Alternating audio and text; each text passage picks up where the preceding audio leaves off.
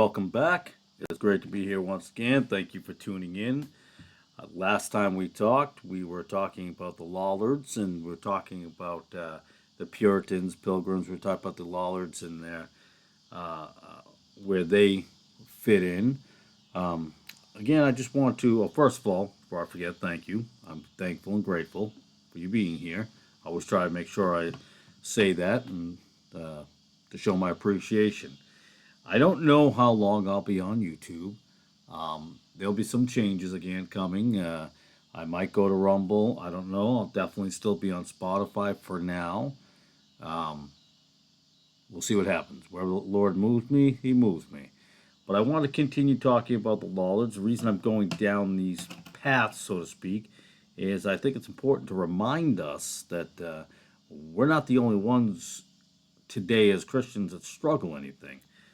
We often seem to think that we are going through such persecution when we're not the only ones going through persecution.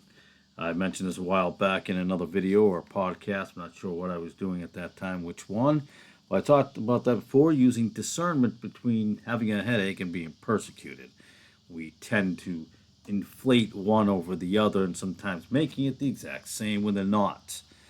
And that's why I make these now, taking different aims at this. I'm going to reintroduce the topic because those of you who are listening to this and haven't listened to the last one, you'll understand a brief bit about the Lollards before we continue. But please make sure you watch the other ones or listen to the other ones so you can kind of get a feel for the other ones. I'm no expert. I never claimed to be one. I don't have a PhD. I don't have any of those things. I'm just a simple man who just tries to do the legwork and understanding and researching and trying to condense this into a Reader's Digest version so it's easier. Let's face it. Not all of us have 3 hours to watch a documentary and listen to a documentary. We have children to raise, families to take care of, loved ones to take care of, wives, parents, and so forth. So, with that being said, let's talk a little bit. All right, I'm going to rehash slightly about the Lollard movement. The Lollard movement, which began in the late 14th century in England, was a precursor to the Protestant Reformation. It was led by John Wycliffe, who most should know by now wrote the Wycliffe Bible, 1382, I'm pretty sure, who criticized the Roman Catholic Church's practices, including the translation of the Bible into English. They were early proponents of truths that challenged the established church, which led to significant conflict with, most church authorities. But as the movement grew, so did persecution. Many Lollards were executed for their beliefs and their stance on the Word of God. In fact, we are going to now go through a few of them briefly. One would be William Sawtrey. I believe his death was in 1401. He is recognized as the first Lollard martyr. Sawtrey was a priest who was condemned for his Lollard views and heretical teachings. He was burned at the stake in 1401, setting a precedent for the treatment of Lollards. And I will say briefly before we go into the next martyr, there were many who were persecuted before him from the Lollard movement, lesser known people, but not lesser known to God, who took the stance and died for their beliefs way back. We can go all the way back to Jesus' time. Next, we have John Badby. He died around 1410. Badby was a Lollard who was burned at the stake for his refusal to recant his beliefs. His trial and execution were significant because they highlighted the severe measures taken against Lollard heresy, or what the Catholic Church considers heresy. There was also Hugh Latimer in 1555 and Nicholas Ridley in 1555. Although Latimer and Ridley are more commonly associated with the later Protestant Reformation, their execution by burning in 1555 during the Marian persecutions was influenced by earlier Lollard ideas and the ongoing conflict between emerging Protestantism and traditional Catholicism. But you got to remember the Protestants really get their stems from Lollards, and Lollards were not Protestants. That was not something they considered themselves at that point in time. They were just standing on the Word of God. Then there was Thomas Bilney. Thomas Bilney died in 1531. Although more associated with the Protestant Reformation as well, Bilney's execution was influenced by the earlier Lollard movement. He was an early Protestant martyr who was burned at the stake. And then there's also William Tyndale. Now, William Tyndale wrote the Tyndale Bible in 15. Oh boy, my brain has gone mush on me today. But William Tyndale, I should have had this ready. I had it over there because I was going to have it ready because I wanted to read an expert excerpt out of it. But this is a live program, so I'm not going to get up and walk away and do that. William Tyndale died in 1536. He was a later figure who, like the Lollards, sought to translate the Bible into English and challenge church authority. Tyndale was executed for heresy, and his work continued the Lollard legacy of challenging ecclesiastical power and advocating to reform. There's also William Thorpe, and there are many others that died. We're just going over some to keep it a Reader's Digest. There are many more you can look into. These martyrs played a crucial role in highlighting the struggle for biblical reform in England. Their sacrifices were part of the broader conflict between emergent reformist ideas and the established church authorities. So, I now want to go into basically, well, those were notable Lollard martyrs there, but they had a very large impact and left quite a big legacy because the Lollard movement, though eventually suppressed, laid important groundwork for later reform movements. The persecution of Lollards highlighted the tensions between emerging reformist ideas and entrenched ecclesiastical authority, setting the stage for the later Protestant Reformation in the 16th century. The martyrs of the Lollard movement are remembered for their courage in the face of persecution and their role in challenging the religious and social norms of their time. Their sacrifices contributed to the broader historical context of religious reform and the eventual rise of Protestantism in England. I know that I use the word religious on purpose because that's really what they're based on. People, secular scholars and even biblical scholars will call religious. And as any Bible-believing Christian, especially King James, we don't look at religious like religion and religious. But unfortunately, history keeps on putting it that way. Before we talked about William Sawtry, who was a significant figure that was martyred earlier on, but his life and death were pivotal in the history of religious reform in England. When you look at his background, Sawtry was a priest, much like there are many others like him that were priests who realized something wasn't right and decided to move on from where they were. In fact, he was a prominent early supporter of John Wycliffe's reformist ideas. He adopted many of Wycliffe's criticisms of the Roman Catholic Church, including its practices and doctrines, which were important because, again, like I said, Wycliffe figured it out eventually.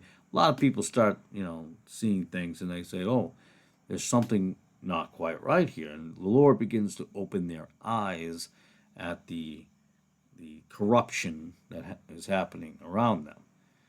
So, and we look at his beliefs. As a Lollard, like I said before, Sawtry challenged several aspects of the Catholic Church, including the veneration of saints, the power of the clergy, and the use of Latin in church services.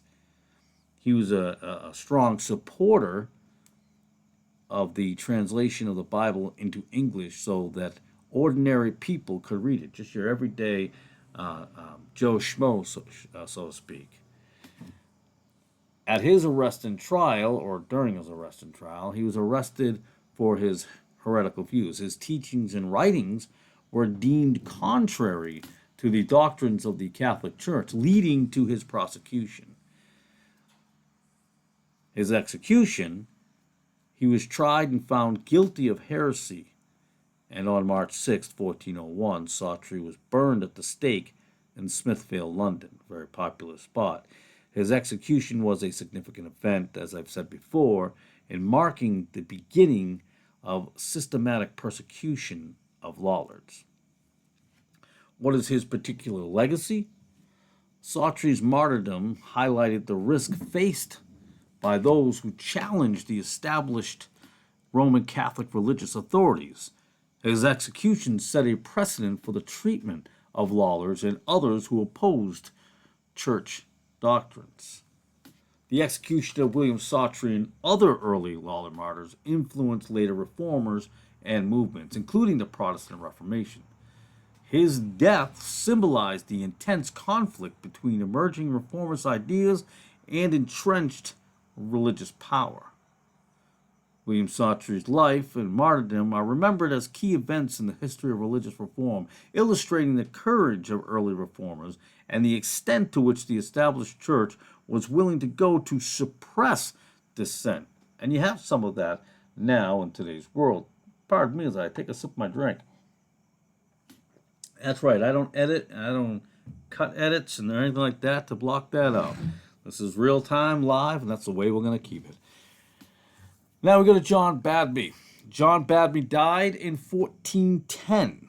He was a notable Lollard martyr as well, whose death is remembered as a significant event in the history of religious dissent in late medieval England. His life and execution underscored the intense conflict between reformist movements and the established church authorities of that time. What about his background? Well, John Badby was a layman who became involved with the Lollard movement, which was inspired by the teachings of John Wycliffe. Lollards were known, as I've mentioned before, for their criticism of the Catholic Church and their advocacy for reforms such as the translation of the Bible into the common tongue. And like other Lollards, Badby held beliefs that were considered heretical by the Catholic Church. These included views on the Eucharist and critiques of the Church's practice and hierarchy. Badby was arrested in 1409 or 1410, roughly in that area.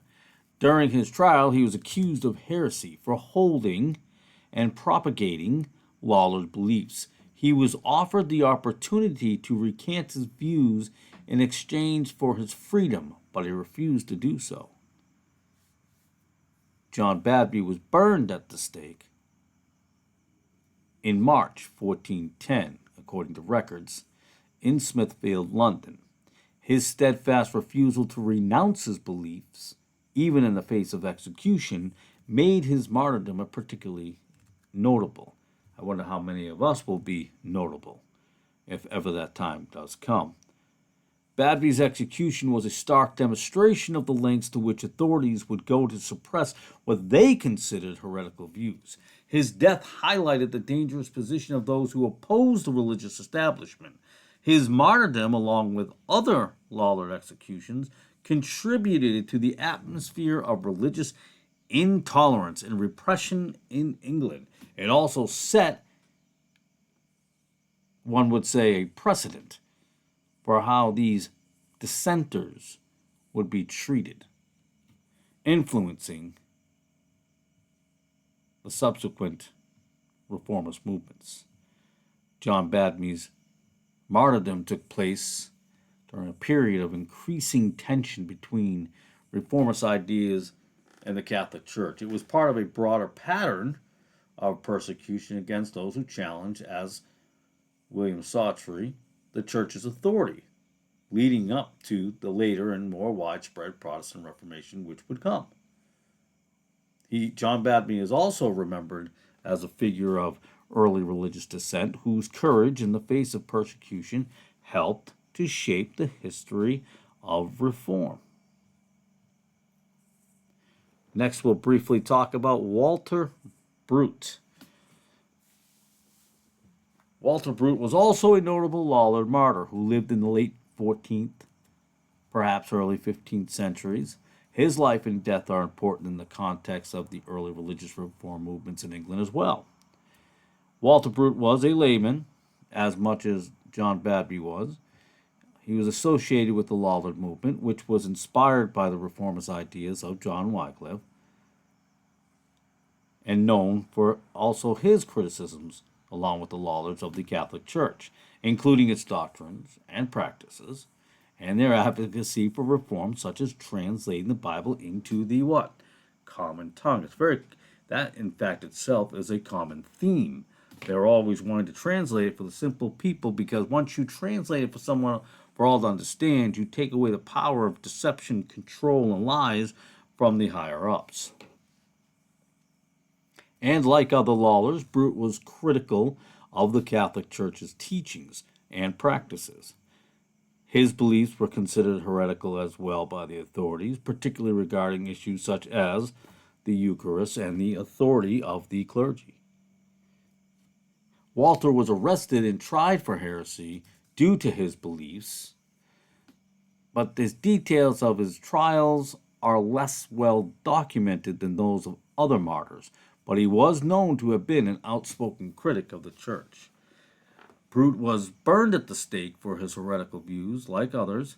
His execution took place in 1400 in that wonderful place, Smithfield, London, which was a common site for public executions of heretics. So his significance. Walter Brute's martyrdom, along with all the other Lollards, highlighted the severe measures that were taken by the church and even state authorities, church and state together. When you have a state church, what happens? To suppress reformist ideas. His execution was part of a broader pattern of persecution aimed, as I said before, at the quelling dissent and maintaining their control, their religious orthodoxy, their religious control of everything around them. And the state was involved.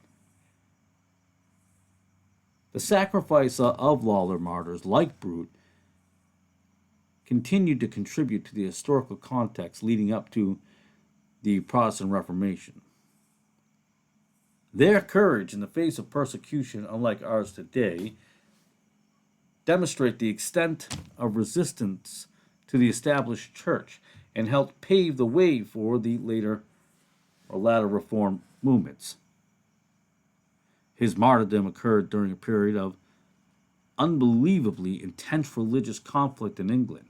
But more importantly, the challenges to the Catholic Church were met with, you're probably going to say murder. Well, you're right.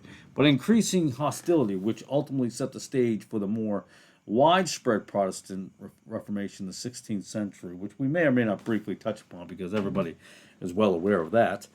Walter Brute is remembered as an early martyr. His death is emblematic of the struggles faced by those who sought to challenge the established church order of their time. Now we come to William Thorpe. William Thorpe died in 1407. He was also a significant figure in the Lollard movement. He is also remembered for his role as a martyr. His life and execution underscore the intense conflict as well between emerging reformist ideas and established Catholic Church in late medieval England. William Thorpe was a layman who became an ardent supporter of the movement, which was, as said before, inspired by John Wycliffe's reformist ideas. The Lollards were known, as before, for challenging the doctrines and practices of the Catholic Church, including its clerical hierarchy and the Latin-only Bible. See, that comes up more than once, doesn't it? Thorpe's beliefs were aligned with Lollard principles, which, as we covered, criticized various church practices, including, as said before, the veneration of saints and the doctrine of I can never say that word, transubstantiation.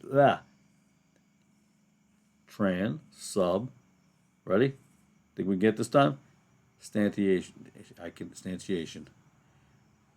If you can't pronounce it, it's not good for you. The belief that bread and wine actually became the body and blood of Christ during the Eucharist. That was easier to say. William Thorpe was arrested in 1407, likely due to his rather outspoken beliefs, or Lollard beliefs. His trial was marked also by refusal to recant his views, despite now significant pressure from the authorities. I mean, they came at him. I don't even know what they came at him with. They were very intense about it. They could have threatened family. They could have done a lot of things, but he stayed strong. And for that reason, he was condemned for heresy and burned at the stake in 1407 in Smithfield, London. And like the others before him, his execution was part of a what? A broader movement against Lollard heresy, reflecting the severity of the Catholic Church's response to reformist ideas. If you don't agree with us, we will kill you.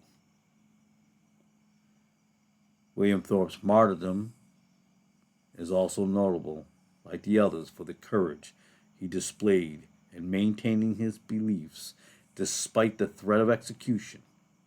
His death highlighted the harsh measures taken against anyone who opposed the Catholic Church's doctrines. The martyrdom of Lollards, like Thorpe, contributed to a larger context of just an extensive array of religious reform. Although the Lollard movement was eventually suppressed, their ideas and sacrifice kept influencing later reformers in the development of Protestantism. Thorpe's execution took place during a period of what? I always write this down, intense conflict, but it's always been going on. Hasn't changed. But the suppression of Lollard ideas and the persecution of their adherents were part of the Church's effort to maintain religious control before the Protestant Reformation in the 16th century. Clearly they failed. Now we come to John Purvey. John Purvey was a notable figure in the Lollard movement, and it's particularly remembered for his contribution to the translation of the Bible into English and his role in the early reformist movement. His work was influential in the context of religious reform in the late 14th and early 15th century England. Purvey was a close associate of John Wycliffe and played a significant role in the movement. He was a scholar and a translator who contributed to the dissemination of Wycliffe's ideas and the translation of the Bible. Purvey shared many of Wycliffe's reformist views, including criticism of the Catholic Church's practice and doctrines. He advocated as well for a more accessible version of the Bible for the lay people, which was a key component of the Lollard reform agenda. Purvey is maybe best known for his work on revising and completing the English translation of the Bible initiated by Wycliffe. This translation, often referred to as the Wycliffe Bible, was one of the first major translations of the Bible into English. Purvey's aim was to make the text more accurate and readable. And as a leading Lollard, Purvey was deeply involved in promoting the movement's ideas, which included, as others, the criticism of the Church's wealth, its doctrines, and its practices. He was also involved in spreading Lollard writings and teachings, which was difficult to do because they had to sneak it in all kinds of places, let me tell you that right now. But so is the way. Despite his significant contribution, Purvey also faced persecution for his beliefs, and the Lollard movement was met with more hostility, like you could have more, and many of its leaders and adherents were persecuted. But after years of persecution, Purvey went into hiding, actually, to avoid arrest. He continued to work on his religious writings and translations in relative obscurity until his death. John Purvey's work in translating the Bible into English was crucial in making the scriptures accessible to ordinary people and in spreading Lollard ideas. His revisions to the Wycliffe Bible helped lay the groundwork for future English translations of the Bible. Purvey's contributions were part of the broader reformist movement that was actually a little more accessible and contrary to the Catholic Church, and promoted the use of the common tongue. His efforts were instrumental in the development of English religious literature and the promotion of reformist ideas. Purvey's work occurred during a period of what? Intense hate, and persecution, and murder, and political upheaval in England. John Purvey is remembered as a key figure in the early English religious reform, particularly for his work on translating the Bible and advancing the ideas of the Lollard movement, as I said before, and his efforts played a significant role, as others, in the broader history of reform and the eventual development of Protestantism in England. Thank you for tuning in this evening. I appreciate your time. We'll probably go into some more of that. Maybe we won't. I'm always going different directions. You never know what I'm going to go for next. But I think it's important for us to remember. The moment you say, well, I feel persecuted, please remember the martyrs. In fact, there's a book from John Fox. Buy it if you can. Actually, some of this is actually in there. So you can find some of this information. I don't know how much of this is the same as in the book, but you'll find that information in there. It's important to remind ourselves every day, the moment you feel persecuted, think about the martyrs in those days. Think about the people in the Bible. Think about the disciples. Think about the apostles. Think about Paul, Peter. You suffered nothing compared to them. Unless you're underground in places like China. And with that, God bless. Have a beautiful evening. Good night.